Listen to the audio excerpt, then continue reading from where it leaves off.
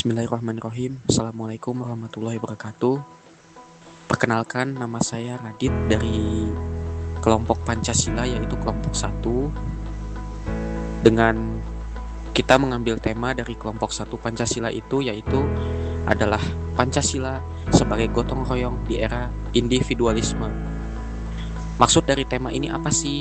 Maksudnya adalah bagaimana Pancasila sebagai gotong royong di era individualisme itu maksudnya adalah bagaimana Pancasila itu berfungsi mengembalikan hakikat manusia sebagai makhluk sosial yang tidak dapat hidup sendiri dan memerlukan kerjasama atau kolaborasi.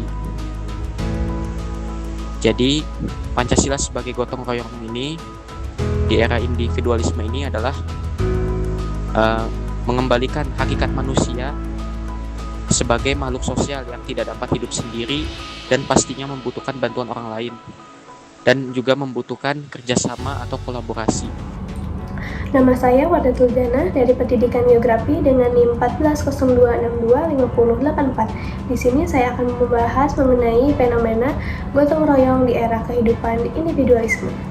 Di era modern seperti sekarang, kehidupan individualisme semakin terasa. Banyak orang yang lebih fokus kepada kepentingannya masing-masing, sehingga rasa kepedulian sosial itu semakin terasa sangat berkurang. Padahal, gotong royong merupakan salah satu nilai penting bagi masyarakat Indonesia. Gotong royong bukan berarti membantu secara fisik, melainkan juga mendukung, berkolaborasi, serta membantu satu sama lain dalam berbagai bidang kehidupan. Perkembangan zaman yang ditandai dengan kemajuan teknologi, globalisasi, serta perubahan pola hidup masyarakat telah membawa dampak besar terhadap hubungan sosial. Kondisi ini berdampak pada memudarnya nilai gotong royong yang sejak lama menjadi ciri khas kehidupan masyarakat Indonesia. Kerja bakti mulai jarang dilakukan, kepedulian terhadap masalah lingkungan sekitar menurun, dan solidaritas sosial tidak sekuat sebelumnya. Banyak orang yang merasa bahwa masalah sosial bukan lagi tanggung jawab bersama, melainkan urusan individu atau pihak tertentu saja. Namun demikian, di tengah kuatnya arus individualisme, masih terdapat fenomena sosial yang menunjukkan bahwa nilai gotong royong belum sepenuhnya hilang. Berbagai komunitas, kelompok, masyarakat, dan inisiatif sosial muncul sebagai bentuk adaptasi gotong royong di era modern. Fenomena ini sangat penting dibahas karena untuk menunjukkan bahwa gotong royong masih relevan dan dapat beradaptasi di perkembangan zaman sekarang. Kebersamaan dan solidaritas masih sangat penting dan sangat dibutuhkan untuk menciptakan masyarakat yang lebih peduli, inklusif, dan berkelanjutan. Assalamualaikum warahmatullahi wabarakatuh. Perkenalkan, nama saya Akila Halatunisa dari Prodi Pendidikan Geografi dengan NIM 1402625043. Di video kali ini saya akan membahas tentang analisis gotong royong di era individualis dengan analisis nilai Pancasila. Baik, yang pertama, di era globalisasi dan modernisasi seperti sekarang, kita melihat adanya kecenderungan masyarakat lebih bersikap individualis. Banyak orang lebih mementingkan kebutuhan pribadi, fokus pada pekerjaan sendiri, dan kurang dalam kerjasama suatu komunitas. Hal ini berdampak pada melemahnya praktik gotong royong yang sejak dahulu menjadi nilai budaya dan ciri khas bangsa Indonesia. Gotong royong sendiri memiliki arti melakukan sesuatu secara bersama-sama, saling membantu, dan bekerja demi kepentingan bersama, bukan hanya demi keuntungan suatu individu. Kira-kira ada nggak sih hubungannya dengan nilai Pancasila? Tentu ada dong. Nilai gotong royong ini sangat erat kaitannya dengan sila ketiga Pancasila, Persatuan Indonesia. Sila ini menegaskan bahwa kita harus menjaga kebersamaan dan solidaritas dalam kehidupan bermasyarakat. Apa cuma itu ya hubungan dengan sila Pancasilanya? Tapi enggak, ada sila kedua dan sila keempat. Di sila kedua ini mengajarkan kita tentang empati dan saling menghargai. Sementara di sila keempat melibatkan musyawarah dan kerjasama dalam mengambil keputusan bersama. Dengan adanya sikap individualis yang ada, ketiga sila ini tidak akan berjalan dengan baik karena fokusnya berpindah dari kepentingan bersama ke kepentingan pribadi. Ada juga loh nilai-nilai etis yang dilanggar ketika kita bersikap individualisme. Yang pertama, solidaritas sosial, menyebabkan orang kurang peduli terhadap sesama, bahkan di lingkungan komunitas terdekatnya. Yang kedua, ada kerjasama dan tolong-menolong yang semakin memudar, Gotong royong yang seharusnya terjadi dalam masyarakat akan menjadi jarang dilakukan atau hanya sekedar simbolik saja. Ketiga, ada empati dan kebersamaan. Sikap tidak mau ribet dengan urusan orang lain membuat gotong royong menjadi praktik yang minim untuk dilakukan. Selanjutnya, ada beberapa nilai etis yang harus ditegakkan untuk menghadapi tantangan di era individualisme saat ini. Yang pertama, tolong-menolong dan kerja kolektif. Pekerjaan berat pasti akan menjadi ringan bila dilakukan secara bersama-sama. Yang kedua, ada empati dan kepedulian sosial.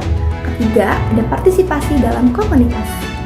Nah, teman-teman, nilai gotong royong sejatinya adalah cerminan dari Pancasila itu sendiri loh. Nilai yang mengingatkan kita sebagai bangsa yang bersatu dan saling peduli.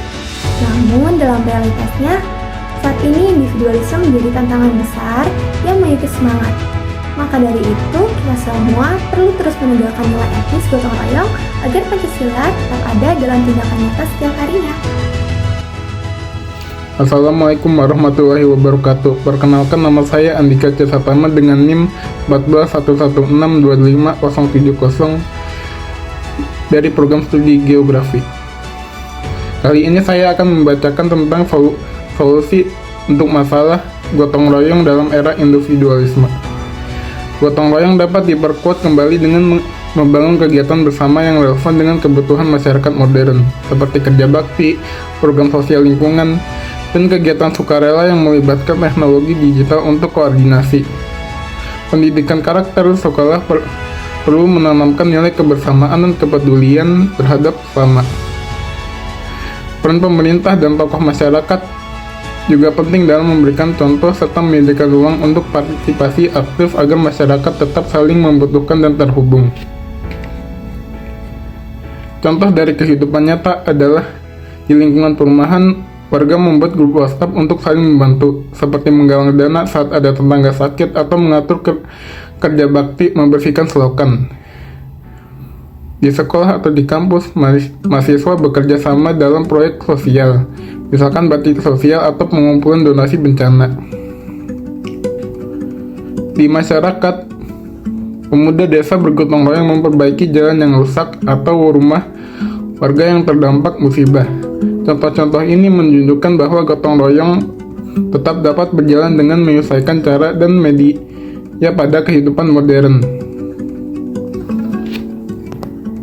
Halo semuanya, perkenalkan nama saya Cynthia Olivia Siahaan dengan NIM 14076251145. Saat ini saya akan menjelaskan kesimpulan dan juga ajakan kepada masyarakat atau mahasiswa dengan tema gotong royong di era individualisme. Yang pertama, kesimpulan. Gotong royong merupakan nilai luhur bangsa Indonesia yang telah mengakar kuat dalam kehidupan sosial masyarakat. Namun, di era individualisme yang semakin berkembang akibat modernisasi dan kemajuan teknologi, nilai gotong royong mulai mengalami pergeseran. Masyarakat cenderung lebih fokus pada kepentingan pribadi dibandingkan kepentingan bersama. Kondisi ini berpotensi melemahkan solidaritas sosial dan juga rasa kebersamaan.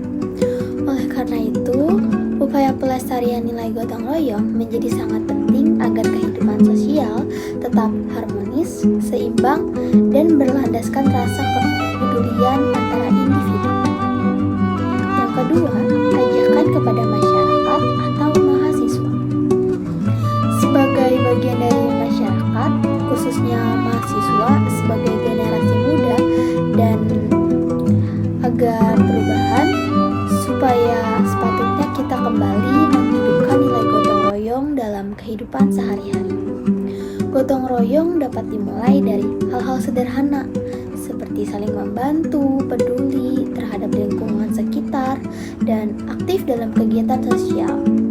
Dengan menumbuhkan sikap kebersamaan dan solidaritas, kita tidak hanya menjaga identitas bangsa, tapi juga membangun masyarakat yang lebih kuat, inklusif, dan juga berdaya di tengah arus individualisme yang semakin dominan.